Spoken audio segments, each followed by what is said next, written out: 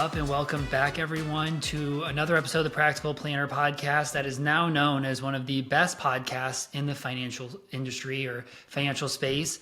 Don't know if everybody knew, but I want to give a shout out to Ann, Dave, and I'll give one to myself, I guess, for us having one of the best podcasts according to Michael Kitsis and the only one in the estate planning space. So guys, congrats on it. I've had a ton of fun building this podcast with you, and just today we've been starting to build out this year, and I think it's going to be really, really great. I mean, we've talked about a lot of topics, but I think this year we're finally going to be able to really get into some of the more deep or meatier topics and helping people think through estate planning for this, wealthy crowd. But today's episode, opposite of that, we're talking about how not to give up all of your money in a divorce. So we're going to think about prenups. And this was her topic. This is one that she knows a whole lot about compared to Dave and I would say. And let's just talk about the world of prenups and, why is it so important going into a marriage to have a prenup, and maybe talk a little bit about what happens if you don't. Yeah. I mean, I think part of the reason why I know a little bit about prenups is because, as an estate planner, I think oftentimes folks realize that anytime that you have a transfer of property, whether by death or marriage or divorce, that, you need to kind of, you have specialists in this area who think through what those, and plan for those transfers so that you have more of a say than just, being a pebble in a river and all of a sudden something happens to you and boom, like you don't know where your stuff ended up, right? And so, and particularly, I think here in California, there are a couple of things that have made prenups much more sort of interesting as a topic to folks. Number one, I think, is that we're in a traditionally community property state. And so all of a sudden, this idea that like this overarching community, like your marriage, starts owning things as you earn them in your marriage becomes hugely important. Titling is a little less important in a community property state. So people are particularly attuned to needing a prenup in a state like California. But I also think it's because, I practiced at a law firm where we did the estate planning and the prenups and things for the Golden State Warriors. We're all fans of basketball on this show. And so I've worked on some of those. And so I figured, I get a lot of questions about prenups from my friends as well. And so why not do an episode about that? Yeah, and soon Golden State might have Kevin Durant, according to news today. So good to bring him up. What does Steph Curry's prenup look like? Yeah, I don't think anything can shock me as much as Luka Doncic and the Lakers trade for Anthony Davis. That was crazy. That was like a spit out what you're drinking type thing when I read that. Crazy. We'll move past basketball, but I think it might even be helpful for maybe the average advisor who doesn't do super deep planning. Just you went in the difference between community property and not. Can you just walk through that a little bit more for people in the difference of how those assets are owned? Yeah, we have had episodes in the past that I'll refer you to that talk a little bit more also about community property and states that are not community property. But the baseline is that, when you're in a community property state, the marriage, once you get married, basically becomes almost this third person that starts earning things, on behalf of the couple almost. And so I think of it conceptually as that. And each of you, if you're, married, starts owning a 50% interest in this undivided interest. So the idea is that, for example, I'm here at wealth.com, I earn stock options and I earn a salary from the company. And my husband actually has an interest in what it is that I'm earning. And in fact, he has a 50% interest. So, honey, if you're listening to this episode, please start turning it off because we're going to talk about divorce now. But the idea is that even though his name is not on my, stock options or the bank account where maybe I'm squirreling away my wages from wealth, that he has an actual interest in those things. So if I'm exercising my stock options or whatever else, that somehow he has a say in that. And And especially if I'm using community property, so, his earnings from his job to exercise my wealth.com options, now that starts really commingling that kind of idea of like, is that wealth.com in my own name really just mine alone? It is not. It is not considered to be that. And so if we were to get divorced, or if I passed away, right, he actually potentially has a say over what happens to my assets. And so that stock could get split 50-50 between, him and what I get to say, happens to that asset. And in a divorce proceeding, the judge, of course, would have the ability to kind of shuffle things around to be 50-50. But unlike, a non-community property state, you kind of start out just like everyone owns 50% of everything. And so if you remember when Jeff Bezos and Mackenzie Scott got divorced, one of the huge issues, and as a shareholder, of the company, you might have cared about the fact that they live in Washington State, which is also a community property state. And so when they got divorced, well, Mackenzie Scott got 50%. That's the default. 50% of all of the Amazon stock that they had. What about the assets that you've built before you get married? So that's a place where the prenup might come in. So if you step into your marriage with some pretty significant assets, or things that you want to protect from divorce, or because there's significant debt also sometimes, you actually want to delineate what is your separate property or separate debt so that it doesn't get commingled, right? Because as if you get married, generally couples start commingling their assets, meaning mixing it together and paying for expenses together. And they might, start putting their wages that they earn during marriage into a separate account. So that starts losing its kind of like separate feel and the character as separate property. And so what you can do there is have a prenup in place that really delineates for a court, how you meant to divide your assets and what you consider to be separate. But you actually also can get around that issue sometimes by just freezing, quote unquote, freezing separate assets or separate accounts, and then starting from scratch with new accounts. So oftentimes I have friends who come to me and say, hey, I really don't have that much going on, but in case of divorce, I really do consider this bank account to be mine. What can I do to preserve that? And my best advice is, if you don't want to put a prenup in place, and we can get into the, why you would do it and how to do it, but if you don't want to have one, actually kind of a pretty effective method is to just stop putting your paycheck after marriage into that separate account, kind of freeze its use, and start a new account with your spouse, or actually a new account in your own name, but just start putting everything that you earn into that account. So you better yet, invest it. Don't lose purchasing power to make sure you don't lose it in divorce. Hire Thomas so that he can invest what you've frozen.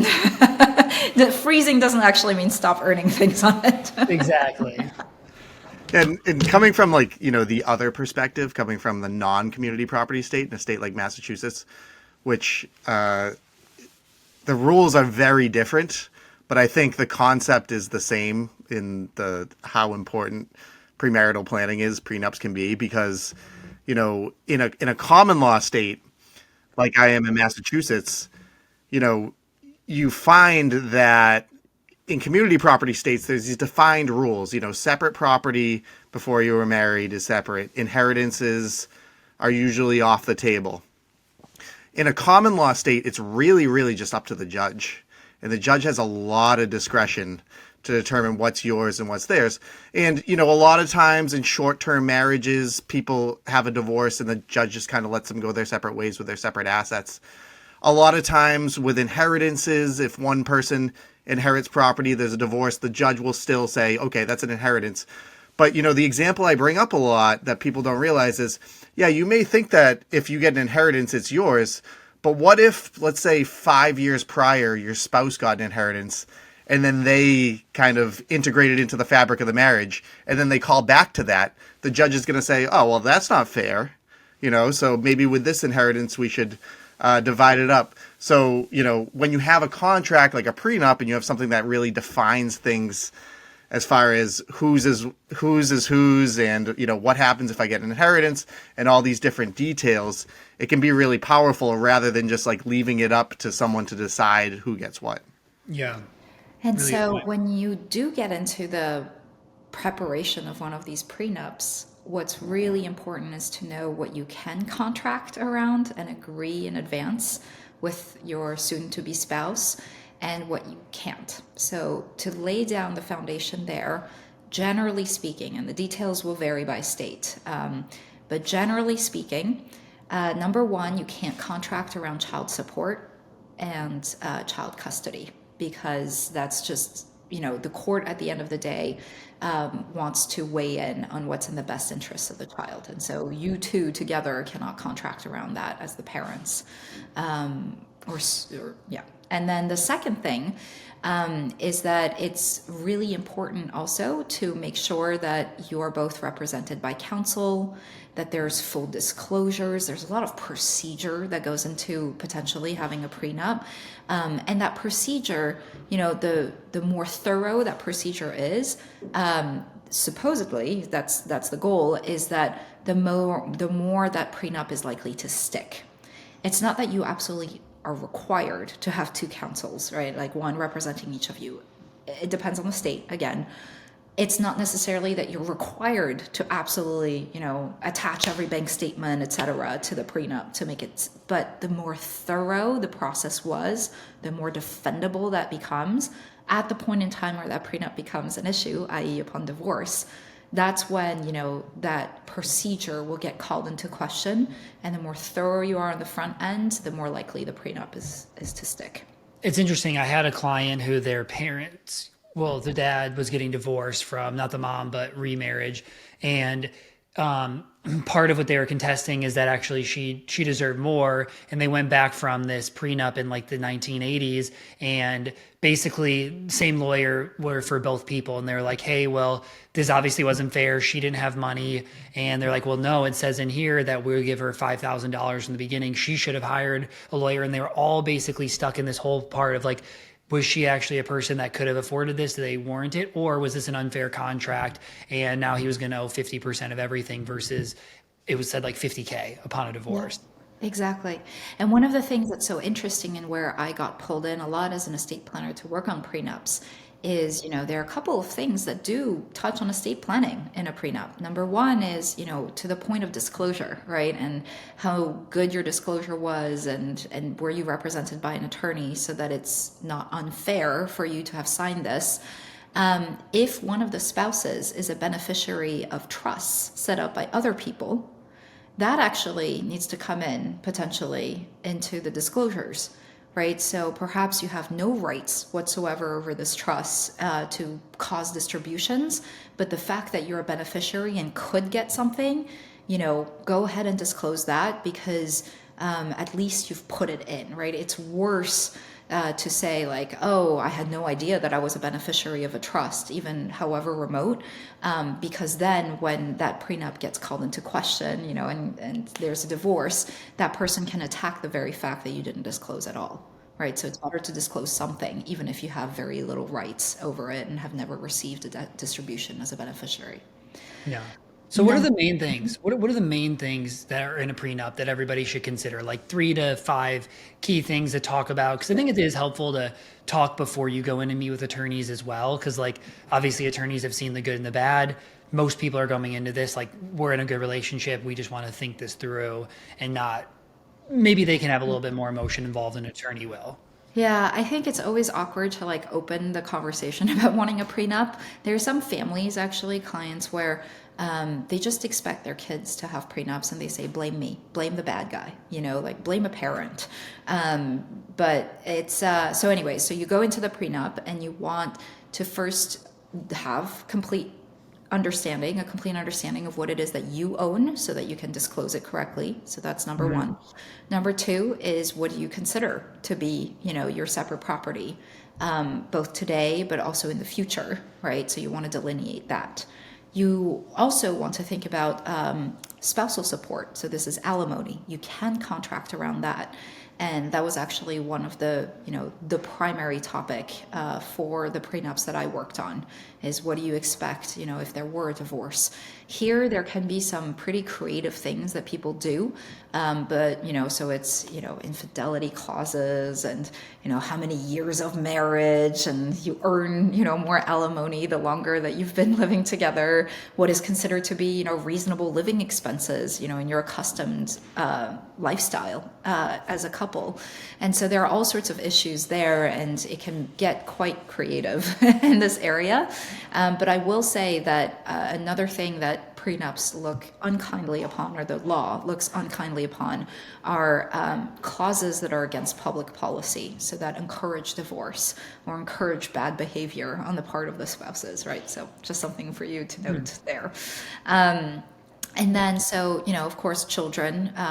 One thing that's interesting to note about children, and I was going to get into that, is from an estate planning perspective, it's contractual rights around not just the children you might have together in the future with your soon-to-be spouse, but actually children you may have from a previous relationship as well. So prenups can be incredibly important for protecting those, those rights, the rights of your previous children.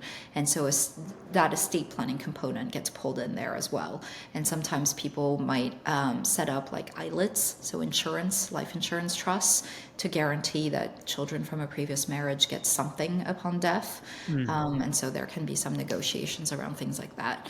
And then that's really it. Looking at businesses, how do you think about businesses, right? Because the hard part here is like houses, equity in houses are a hard thing, because then if you get divorced and you have to give up equity, it's like, okay, that might be a refinance. And I've seen people have to go through that from a 3% to now they're like, now I can't afford my house because I have to give up the equity and refinance.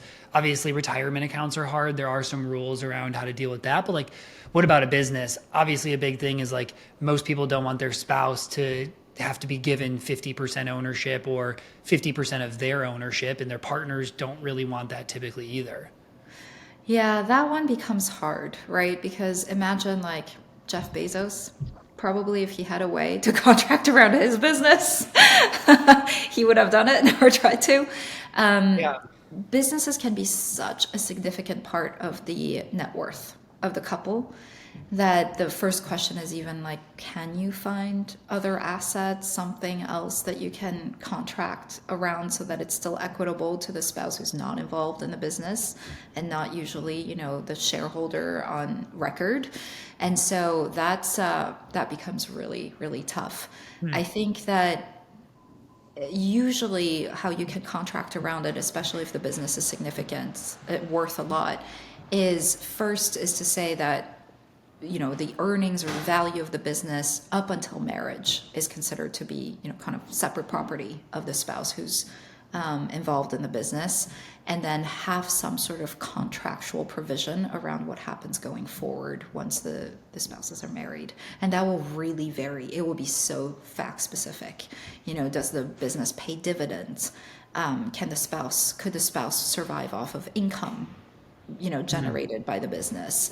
And so you can, sort of force distributions perhaps and things like that. But that becomes really tough. That makes sense. What about, what do you do if you didn't get one? Now you're in a marriage and you're like, oh shoot. Not that you're necessarily getting divorced, but you're like, we should have thought about this ahead of time. We didn't. Maybe a lot of people didn't have the money. They just never thought about it. Like, what do you do in that situation? I think in a lot of circumstances, that's really going to depend on your state law. A lot of times, there are a lot of states you really do have to do it before the marriage commences. But, there are states where I believe we would call it an anti-nuptial agreement, where Is that different than a post-nup? It's a post-nup. Oh, post-nup. Did I say, is it not anti? I have no idea. I was curious. Yeah. So do those operate the same way though, kind of where like you can still go into that and set agreed upon rules. It's just a little bit later. And so assets that have been commingled maybe have a little bit less optionality. Yeah, and usually I would think, in those scenarios, sometimes it's a place where you want to get it blessed by the court. I mean, with any of these things, you're really in a scenario where you don't know it's just like estate planning. You don't know what's going to happen until the time comes someone has to enforce it later on. And, if the marriage has already occurred, you've already commingled all the assets. It might be a scenario where if you get a court to bless it, then you're going to feel a lot better about the enforceability about it. I'm kind of happy that you asked actually about after marriage, because in community property states, there is something called a transmutation agreement. It is a property agreement between spouses, and it's used extensively when you do estate planning, because you need to be able to set up, perhaps like a slot, like a one spouse sets up assets or trust for the other spouse, or needs to clearly delineate for the IRS, whose property was used in the transaction. And those transmutation agreements, where you take community property or something that's like quasi community property, something really messy, and you say, hey, let's just now, you and me, two spouses, like say whose stuff it is. That is used extensively in estate planning and community property estates. So I'm glad you asked the question. Good add-on. Well, that was everything that I think we wanted to go over here today. I mean, prenups are one of those things that like, you just got to think about it, right? Like, I think this is something that if you get married a little bit later, it's probably more common than people getting married in the early or mid 20s. There's obviously a cost to it, but I think when I grew up, I thought of prenups in the way of like, that is don't do that. You have one marriage is important. Don't think about the exit. And I don't think that's true, right? Like even as a business owner, I start my business, we think about what happens if I'm not here, what happens if something happens with my partner. Like just because you don't want to think about it doesn't mean you shouldn't think about it and plan around it and make sure it's a smooth process. Because if you don't, then it just follows the state laws. So I think as advisors, definitely something that we want to make sure we bring up with clients. And if not, then post-nups are probably something to look at.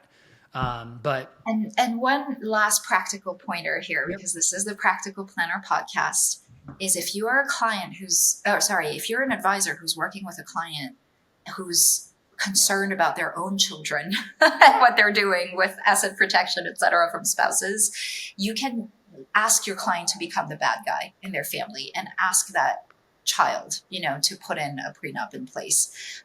So that is actually a very effective point of negotiation for a parent to ask their children to think about. Smart. I've actually seen it done this way most times. And now I'm sure it was actually a recommendation from their lawyer. Makes so much sense. But everybody, we appreciate you listening. Please do not forget to rate and subscribe. And we will see you back here in a couple weeks.